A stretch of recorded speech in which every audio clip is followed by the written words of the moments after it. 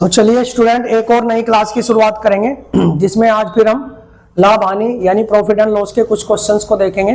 पिछली क्लास में भी हमने आप लोगों को कई सारी चीजें बताने का प्रयास किया था और वो सारे अगर आप उसको ध्यान से देखते हैं तो आपको लग जाएगा कि वाकई उस तरह के क्वेश्चन आपके एग्जाम्स में हर बार पूछे जाते हैं और पूछे जा भी रहे हैं ना। जैसे आप अगर रेलवे आरआरबी ग्रुप डी या फिर एनटीपीसी वगैरह की बात करते हैं तो उस तरह के क्वेश्चंस आपके एग्जाम्स में बार बार पूछे जाते हैं। तो आज फिर से इसी उम्मीद के साथ कि इस तरह के क्वेश्चन भी आपको हम समझा पाएं कि जो आगे पूछे जा सकते हैं, इस क्लास को लेकर आए हैं। तो पहला क्वेश्चन यहाँ पे हम देखते हैं, एक आदमी ने 2 टीवी सेट इतने रुपए में खरीदे, ठीक है, 47,908 रुपए में खरीदे। उसने एक पर 17% तथा दूसरे पर 11% की हानि पर बेच दिया। एक को उसने कितने पे बेचा? 17% के लाभ पर, दूसरे को 11% की हानि पर, और पूरे लेन देन में उसे न तो लाभ हुआ न हानि। ठीक है, तो जब भी ऐसा क्वेश्चन आएगा तो ये बहुत ही इजी क्वेश्चन होता है। बच्चे तो उसको बहुत फास्ट ही कर लेते हैं, लेकिन फिर भी थोड़ा सा अगर हम इसको समझें तो हम इसको एलिगेशन के थ्रू कर सकते हैं। कैसे? जैसे मैं अगर बात करूं, एक 17% पर गया, दूसरा 11% हानि पर गया, ठीक है, तो ये 0 रख लो यहाँ पे, क्योंकि ना तो उसको लाभ हुआ ना हानि, तो ये अनुपात जो है उल्टा हो जाएगा। बस रेशो क्या हो जाएगा? अपोजिट हो जाएगा। बस इतना याद रखना है, या आपको डायरेक्ट वहीं से समझ लो कि रेशो को अपोजिट करना है। तो टोटल ये कितने का था? 11 का, ये कितने का? 17 का, तो टोटल थे 28 के। टोटल हमारे हिसाब से कितने के हो गए? 28 के, जबकि हमें दे रखा है टोटल इतना। तो अगर मैं इसको कितना 47,908 को अगर मैं 28 से भाग करता हूं तो ये इतनी बार जाएगा, यानी 1711 बार कटेगा।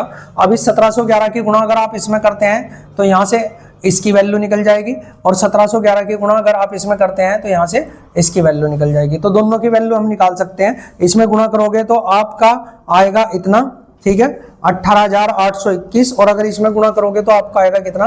29,087। ये गुणा करके आप देख सकते हैं। भाई मैंने थोड़ा सा डायरेक्ट कर दिया ताकि मैं आपको समझा सकूं मेन चीज क्या थी। मेन चीज क्या थी इसमें?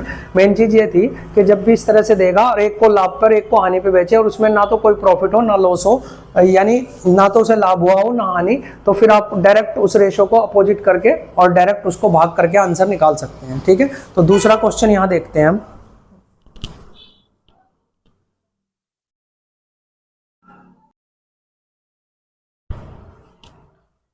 तो कुछ और अच्छे क्वेश्चन जो कि आपके एग्जाम में पूछे गए हैं, अगर आप देखोगे तो एनटीपीसी जो 2025 हुआ था उसी में ये क्वेश्चन पूछे गए थे भाई।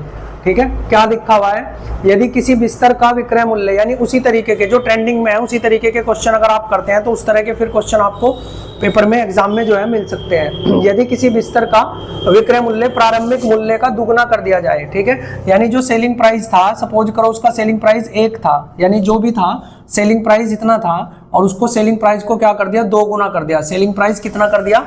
2 गुना कर दिया जाए, तथा उसका जो प्रारंभिक लाभ प्रतिशत था वो कितना कर दिया जाए, यानी जो प्रॉफिट था वो कितना कर दिया जाए? 11 गुना कर दिया जाए। 11 गुना, यानी प्रॉफिट पहले इतना था तो अब कितना कर दिया? 11 गुना कर दिया जाए। तो प्रारंभिक लाभ प्रतिशत बताना है। ठीक है, तो नॉर्मली आप इतना समझो, इसने सेलिंग प्राइस 1 से डबल किया है, यानी कितना बढ़ा? 1 सेलिंग प्राइस बढ़ा है। कितना?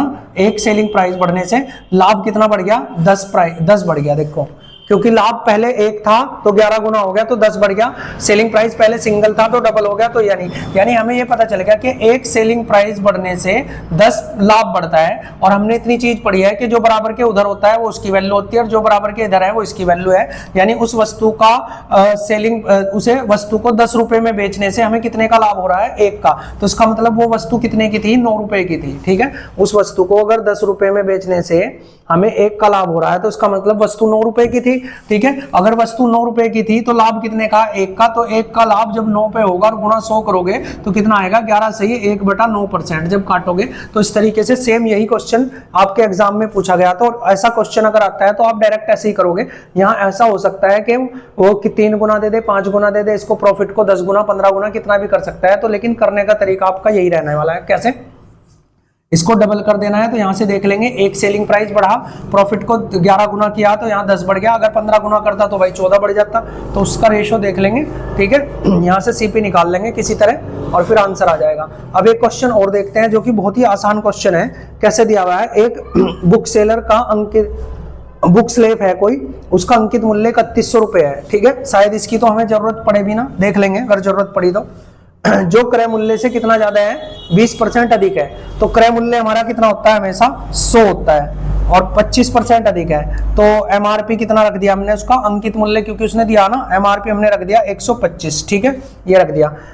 इसे अंकित मूल्य पर 12% की छूट से बेचा गया, तो इसे 12% की अगर छूट से बेचते हो तो आप इसको 88 में बेचोगे भाई, ठीक है। अगर इसे आप देखो, इसका मैं यहाँ सेलिंग प्राइस यहाँ पे बताता हूँ आपको, इसका सेलिंग प्राइस कैसे निकलेगा, ठीक है। इसको कितने की छूट पे बेचा गया, 12% की, यानी 88 में बेचा गया होगा, किसको, इसी एमआरपी को। तो 125 वाली चीज को 88 में बेच देंगे, गुणा 100/100 करेंगे, तो 25 से काटो, 25 पंजे 25 चौका, 4 से कटेगा 22 बार, और 22 पंजे 110 होते हैं, यानी फाइनली वो कितने में बिकेगी, 110 में। तो लाभ प्रतिशत बताना है, तो 100 वाली चीज अगर 110 में जा रही है तो भाई 10% का लाभ होगा। इस तरीके से हमें क्वेश्चंस को करना है, ठीक है, इस तरीके से क्वेश्चंस को करना है। एक दो क्वेश्चन और देखते हैं इसमें।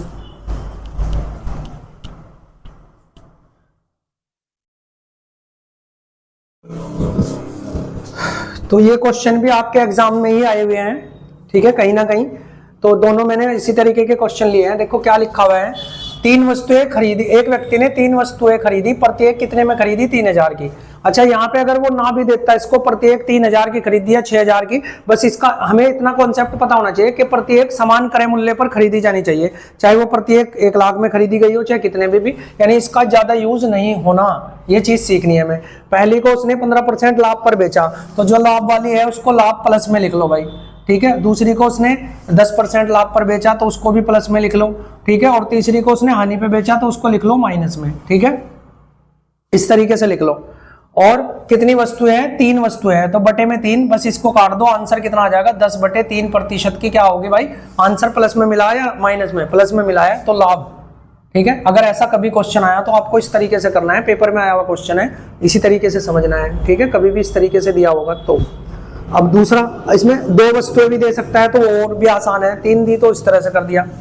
एक व्यक्ति ने 2 वस्तुएं, इसलिए मैंने इस बार देखो मूल्य नहीं लिखा यहाँ, प्रत्येक समान क्रय मूल्य पर खरीदी है, तो समान वो कितना भी हो सकता है, ठीक है, 10,000 में, 20,000 में। उसने एक को 10% लाभ पे तो 10 लिख दिया लाभ, दूसरी को हानि पे तो -20 लिख दिया, और बटे में कितना है इस बार 2, ठीक है। इसको घटाओगे तो क्या बचेगा, -10, और उसे भाग करोगे 2 से तो 5 आएगा, माइनस का 5%, तो इसका मतलब 5% की क्या हो जाएगी, हानि, ठीक है। तो इस तरीके के क्वेश्चन को करना है भाई। सारे क्वेश्चन आए हुए हैं और बार बार इसी तरीके के क्वेश्चन पूछे जा रहे हैं, तो इनको आप अच्छे से कर लेना। नेक्स्ट वीडियो में मिलते हैं। Thank you for watching. अगर वीडियो आपको पसंद आ रही है तो हमारे चैनल को सब्सक्राइब जरूर कर लेना।